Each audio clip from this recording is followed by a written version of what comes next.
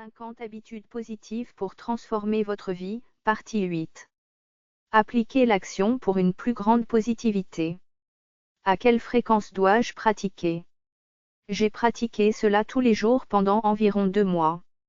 À partir de là, j'ai commencé à vraiment changer mon mode de fonctionnement et je suis vite devenu beaucoup plus à l'aise pour traiter des sujets délicats. La vie sans ce changement. Je pense que sans ce changement, je serais encore assez erratique et susceptible de commettre des erreurs qui auraient pu être évitées. Avec l'aide de cette forme de méditation, il est plus facile d'obtenir la clarté mentale même quand on est occupé. Vivre avec ce changement.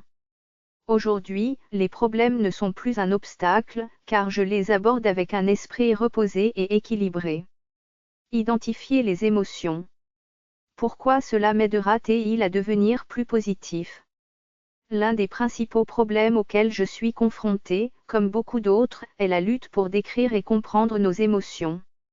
Cela ressemble-t-il à un problème auquel vous êtes confronté?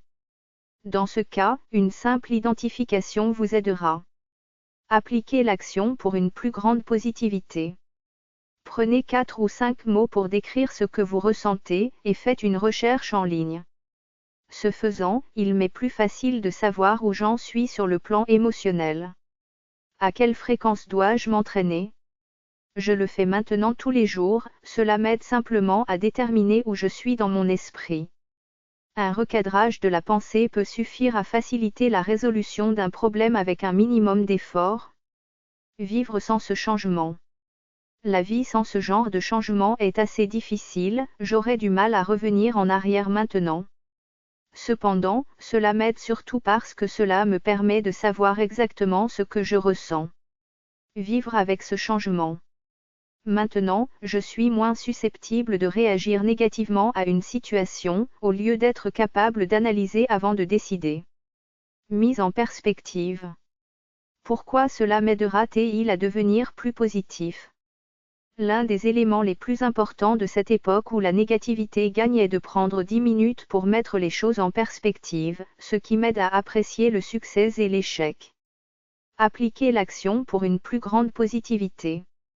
La raison pour laquelle cela m'importe tant est que c'est si facile, il suffit de jeter un coup d'œil à votre situation, et de la chercher sur Google. Je vous garantis que vous trouverez quelqu'un dans une situation bien pire, incapable de s'en sortir. À quelle fréquence dois-je m'entraîner? Je le fais les jours où j'ai l'impression que je ne peux pas être positif. Un peu de recul nous aide à réaliser à quel point nous semblons surchargés par les situations.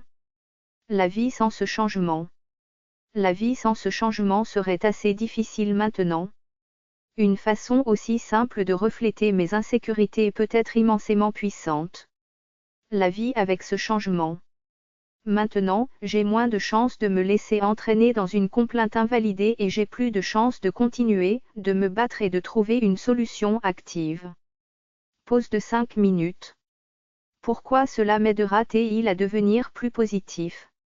Combien de fois avez-vous l'impression d'avoir l'esprit ailleurs, mais que vous essayez de travailler? J'ai perdu de nombreuses heures de ma vie à faire cela. Le simple fait de vous arrêter pour une pause de 5 minutes peut vous aider à éviter ce problème. Appliquez l'action pour une plus grande positivité. La pause est facile à appliquer, fermez l'écran, verrouillez le PC et fermez les yeux. Si vous travaillez physiquement, prenez juste un bref moment pour fermer les yeux et réfléchir à la suite. À quelle fréquence dois-je m'entraîner? J'avais l'habitude de le faire la plupart du temps, et c'est finalement devenu une habitude. Pour chaque heure que vous travaillez, un repos rapide de 5 minutes des yeux vous permet de recalibrer avant de continuer. La vie sans ce changement. Vous vous retrouvez.